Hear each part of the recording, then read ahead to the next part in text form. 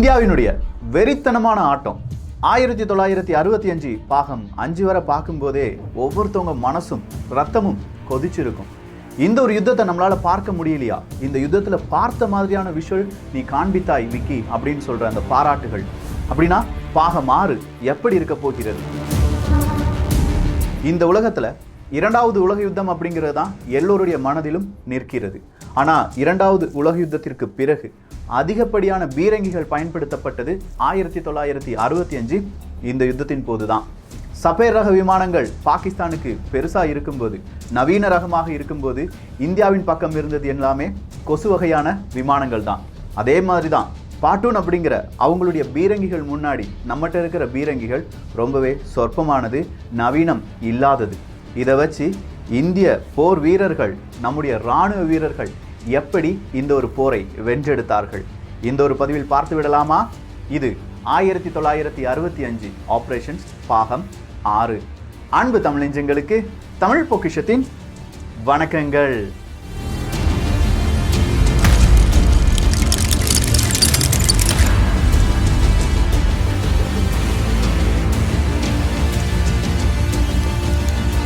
ஆயிரத்தி 1965 செப்டம்பர் மாதம் 6ஆம் தேதி நம்ம விமானப்படை IAF இந்தியன் ஏர்ஃபோர்ஸ் அப்படிங்கிறது பெரிய அளவு வெற்றியை குவித்து விட்டது. அவங்களுடைய பாகிஸ்தானுடைய ஆர்மி பேஸ், இராணுவ தளவாடங்கள், விமான ஓடுதளங்கள் எல்லாத்தையுமே சுக்குநூறா மாற்றி விட்டோம் அப்படிங்கிற செய்தியை உலகத்துக்கு அறிவிக்க வேண்டுமே.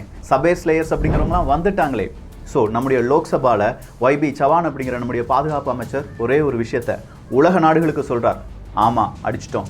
உலக நாடுகள் வரைந்த அந்த பார்டர், அதாவது இன்டர்நேஷனல் பார்டரையும் தாண்டி போய் நாங்கள் பாகிஸ்தானை அடித்தோம், இன்னும் தேவை என்றால் அடிப்போம் அப்படிங்கிற மிக முக்கியமான உரை தான் உலகம் உற்று கவனிக்கிறது. குறிப்பாக அமெரிக்கா போன்ற நாடுகள் இது எப்படி சாத்தியம்? இவங்க கிட்ட இருக்கிற விமானங்களை வச்சு நம்ம சபேர் ரக விமானங்களை அடிச்சிட்டாங்களா? சைடு விண்டர் அப்படிங்கிற ஏர் டு ஏர் மிசைல்ஸை தாக்கிட்டாங்களா? இல்லாட்டி அவங்களால எதுவுமே செய்ய முடியலையா? பாகிஸ்தான் எப்படி தோல்வி அடைந்தது? பாகிஸ்தானில் இருக்கிற எல்லாருமே மண்டை போட்டு குழப்பிட்டு இருக்கும்போது தான் அடுத்த தாக்குதலை சரியா பிளான் பண்ணி அடிக்கணும் அப்படின்னு சொல்லி பாகிஸ்தான் நினைக்கிறது. ஆயுப் கான் அவர்கள் நினைக்கிறார்கள். இதுக்காக இவங்க சில இடங்களை தேர்ந்தெடுத்தாங்க. 7ஆம் தேதி இவங்களுடைய தாக்குதல் நடத்தப்பட வேண்டும் அப்படின்னு சொல்லி D-Day மறுபடி ஒரு பிளான் போடுறாங்க பாகிஸ்தான். இந்தியாவும் கொஞ்சம் கொஞ்சமா அடுத்த கட்டமா என்ன செய்ய வேண்டும் அப்படிங்கிறத யோசிச்சுட்டே இருக்காங்க. இவ்வளோ நேரம் நம்ம ஒஃபென்சிவா இருந்துட்டோம், இனி கொஞ்சம் டிஃபென்சிவா வேலை பார்க்கலாமே, தரமான சம்பவம் எல்லாமே செய்யலாமே அப்படின்னு சொல்லி இந்தியாவும் காத்து நிற்கிறது. 7ஆம் தேதி பாகிஸ்தான் போட்ட மாதிரி பிளான் நடக்கல. மறுபடியும் பாகிஸ்தான் சொதப்ப ஆரம்பிக்கிறாங்க. இந்த பிளான் கொஞ்சமா ஸ்மெல் பண்ணிட்டாங்க இந்தியாவினுடைய ராணுவ வீரர்கள். கெம்கரன் அப்படிங்கிற வில்லேஜுக்கு தான் வரப்போறாங்க. கிட்டத்தட்ட இந்தியாவினுடைய பார்டர்ல இருந்து ஒரு 5 கிலோமீட்டர் உள்ள இருக்கிறது தான் கெம்கரன் வில்லேஜ். அதே மாதிரி கசூர் அப்படின்னு சொல்லக்கூடிய பாகிஸ்தானுடைய சிட்டில இருந்து ஒரு 8 கிலோமீட்டர் தள்ளி இருக்கிறது தான் இந்த கெம்கரன் வில்லேஜ், ஒரு கிராமம். இந்த கெம்கரன் அப்படிங்கிற இந்த கிராமத்துக்கு நம்முடைய பீரங்கி படை, காலாட்படை இது எல்லாத்தையும் அனுப்பி வைங்க. 1-2 காலாட்படை வேண்டாம், பீரங்கிகளும் 1-2 தேவையில்லை. 800க்கும் அதிகமான பீரங்கிகள் நம்மகிட்ட இருக்கு. ஆனா 300-400 பீரங்கிகளை அங்க அனுப்புங்க. இந்த தடவை நமக்கு சக்சஸ் மட்டுமே கிடைக்க வேண்டும் அப்படின்னு சொல்லி ஆயுப் கானுடைய உத்தரவு பறக்கிறது. அவர் சொன்ன மாதிரியே 11 காலாட்படை டிவிஷன்ஸ் அப்படிங்கிறது இந்த கெம்கரன் வில்லேஜுக்கு 8ஆம் தேதி வராங்க. அதுவும் சாதாரணமா இல்ல, இரவு நேரத்துல. 8ஆம் தேதி 11 காலாட்படை டிவிஷன் அப்படின்னு சொல்லும்போது நிறைய ராணுவ வீரர்கள். இவங்களுக்கு பின்னால் அணிவகுத்து வருவது எல்லாமே M47, M48 பாட்டூன்ஸ் ரக பீரங்கிகள் தான். எல்லாமே அதிநவீன பீரங்கிகள் அப்படின்னு சொல்லலாம். இந்த பாட்டூன்ஸ் ரக பீரங்கிகள் அப்படின்னு சொல்லும்போது இதுக்கு தேவையான எல்லா உதவிகளையும் செய்து கொடுத்தது அமெரிக்கா தான். இவங்க கிட்ட இரவு நேரம் பார்க்கும் வசதியும் இருக்கிறது. ஸோ நைட் விஷன் கேப்பபிலிட்டியும் இப்போ பாகிஸ்தான்கிட்ட இருக்கு. ஆனால் இந்தியாட்ட இது எதுவுமே கிடையாது. சொல்லப்போனா இந்த பாட்டூன்ஸ் ரக பீரங்கிகளை தாக்கு பிடிப்பதற்கான பீரங்கிகள் இந்தியாவிடம் இல்லை. இது இந்தியாவுக்கும் தெரியும். நம்ம டிஃபென்சிவா இப்போ இருக்கோண்டா, ஏதாவது செய்யணும். அவன் கெம்கரன் அப்படிங்கிற ஒரு வில்லேஜை பிடிச்சிருவான். அப்படி பிடிக்கும் போது அவனுக்கு ஃப்ரண்டேஜ் அப்படின்னு சொல்லும்போது 7 கிலோமீட்டர் இருக்கும். சொல்லப்போனா 7 கிலோமீட்டர்ல எங்க வேணும்னாலும் பாகிஸ்தானுடைய வீரர்கள் வருவார்கள். ஸோ இந்திய வீரர்கள் இந்த 7 கிலோமீட்டரையும் கண்காணிக்க வேண்டும். சப்போஸ் இந்த 7 கிலோமீட்டர் அப்படிங்கிறத இன்னும் கொஞ்சம் பாகிஸ்தான் வீரர்கள் முன்னாடி கொண்டு வந்துட்டாங்கன்னா 15 கிலோமீட்டர் அவங்களுடைய ஃப்ரண்டேஜ் மாறும். இன்னும் கொஞ்சம் முன்னாடி வந்துட்டாங்கன்னா 43 கிலோமீட்டர் அவங்களுடைய ஃப்ரண்டேஜ் மாறும். ஸோ 43 கிலோமீட்டர்ல எங்க இருந்து வேண்டுமானாலும் பாகிஸ்தான் வீரர்கள் வருவார்கள் அப்படிங்கிற சிச்சுவேஷனுக்கு பாகிஸ்தானை விட்டுடக்கூடாது. இந்த 7 கிலோமீட்டர் ஃப்ரண்டேஜ்லயே அவங்கள கொஞ்சம் கொஞ்சமா அடிக்க வேண்டும். ஆனா அடிக்கிறது எல்லாமே பலமான அடியா இருக்கணும் அப்படிங்கிறது மட்டும் இவங்க நம்ம ராணுவ வீரர்கள் பிளான் பண்றாங்க. இந்த பிளானிங்காக டிஃபென்சிவ் அப்படின்னு வேற சொல்லிட்டோமே, பதுங்கு குழிகள் கரெக்டா இந்த கெம்கரன் வில்லேஜுக்கு கொஞ்சம் தூரத்தில் இந்திய ராணுவ வீரர்களால் செய்யப்படுகிறது.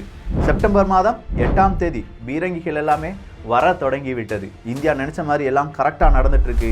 இந்தியாவினுடைய ராணுவ வீரர்கள் இப்போ ஸ்விம் சூட்லாம் போட்டு கிளம்பி நிற்கிறாங்க. ஏன்னா போர் இங்க நடந்துட்டு இருக்கு, ஸ்விம் சூட்லாம் போட்டு எங்க கிளம்பிட்டு இருக்காங்க அப்படின்னு சொல்லி நீங்க கேட்கலாம். அங்க கால்வாய்கள் இருந்தது, மிகப்பெரிய அளவில் வயல்வெளிகள் அங்க இருந்தது, கரும்பு சாகுபடி அங்கே இருந்தது அப்படின்னு சொல்லலாம். இதுக்காக ஆற்றின் கரை சின்ன சின்ன டேம்லாம் கட்டி சின்ன சின்ன கால்வாய்கள்லாம் வெட்டி அங்கே தண்ணீர் என்பது தேக்கி வைக்கப்பட்டிருந்தது. இப்போ இந்திய ராணுவ வீரர்களுடைய கணக்குப்படி இந்த கால்வாய்களை கொஞ்சம் கொஞ்சமா உடைக்க வேண்டும். அப்படி உடைத்து அந்த தண்ணீரை பல இடங்களிலும் சிதற வைக்க வேண்டும். இதற்கான ரூட் எல்லாமே போட்டுட்டாங்க இந்தியாவினுடைய ராணுவ வீரர்கள். இந்த ரூட் மட்டும் கிடையாது, அங்கே இருந்து 7ஆம் தேதி 8ஆம் தேதி 9ஆம் தேதி 2 தினங்கள் 8, 9 இந்த 2 தினங்கள் அவங்களுக்கு ட்ரைனிங் கிடைப்பதற்கான வாய்ப்புகள் இருக்கு அப்படின்னு சொல்லி அதே ஃபீல்டில் போர் ஒத்திகையை செய்து பார்க்கிறார்கள். இது பாகிஸ்தானுக்கு தெரியுமா அப்படிங்கிறது தெரியாது. ஆனால் அவங்க நினைச்ச மாதிரி அவங்களுடைய ஒவ்வொரு டிவிஷனா, அதாவது பாட்டூன்ஸ் ரக பீரங்கிகள் எல்லாமே முன்னோக்கி வருகிறது. கரெக்டா 9ஆம் தேதி காலையில 7:30 மணிக்கு டெக்கான் ஹோர்ஸ் அப்படிங்கிற நம்முடைய படைப்பிரிவு இவங்களை எதிர்த்து, இந்த பாகிஸ்தானுடைய ராணுவ வீரர்களை எதிர்த்து களம் காண்கிறது. நம்மகிட்ட இருக்கிறது ஷெர்மான் வகை பீரங்கிகள், அவங்ககிட்ட இருக்கிறது பாட்டூன்ஸ் ரக பீரங்கிகள்.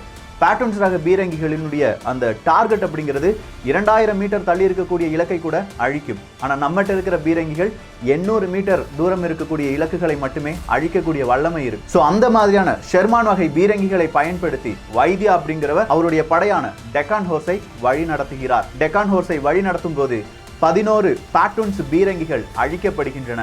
நம்ம சார்பா, இந்தியாவின் சார்பாக 3 to 4 பீரங்கிகள் மட்டுமே அழிக்கப்பட்டிருக்கிறது. ஸோ இதுவே பாகிஸ்தானுக்கு மிகப்பெரிய இழப்பாக பார்க்கப்படுகிறது. என்னடா பாட்டூன்ஸ் ரக பீரங்கிகளை அழித்து விட்டார்களா, இது எப்படி சாத்தியம் அப்படின்னா இன்னும் உங்களுடைய தாக்குதலை ஸ்பீடாக்குங்க அப்படிங்கிற ஒரு உத்தரவு பறக்கிறது.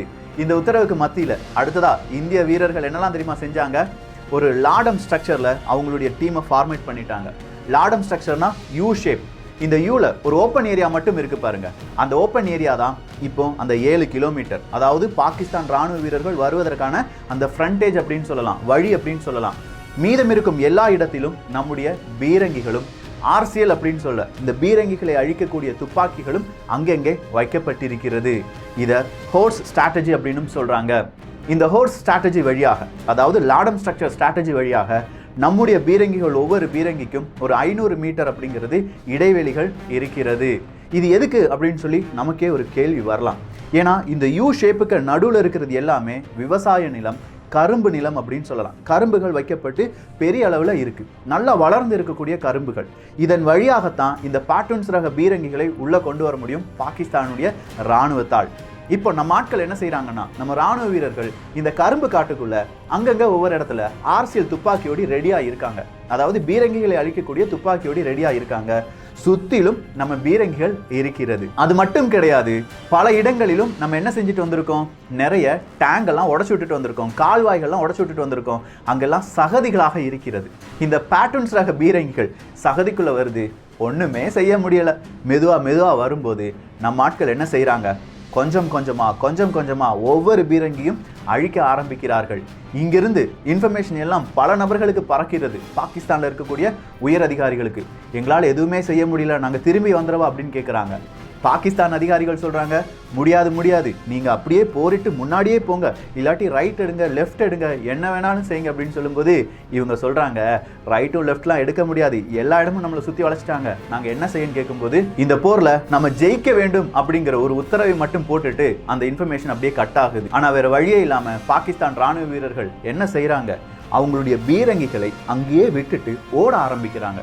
உயிர் பிழைத்தால் போதும் அப்படின்னு சொல்லி ஓட ஆரம்பிக்கிறாங்க. பாகிஸ்தானுக்கே சென்று விடலாம் அப்படின்னு சொல்லி பின்னோக்கி ஓட ஆரம்பிக்கும் போது கிட்டத்தட்ட அந்த நிலப்பரப்பில் 100க்கும் அதிகமான பீரங்கிகள் நம்மால் கையகப்படுத்தப்பட்டது.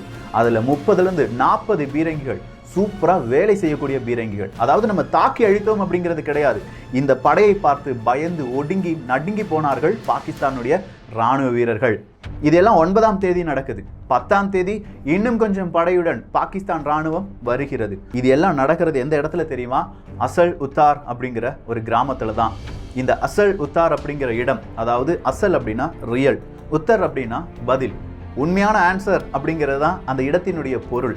ஆனால் உண்மையான ஆன்சரை இந்திய ராணுவம் பாகிஸ்தானுக்கு கொடுத்தது.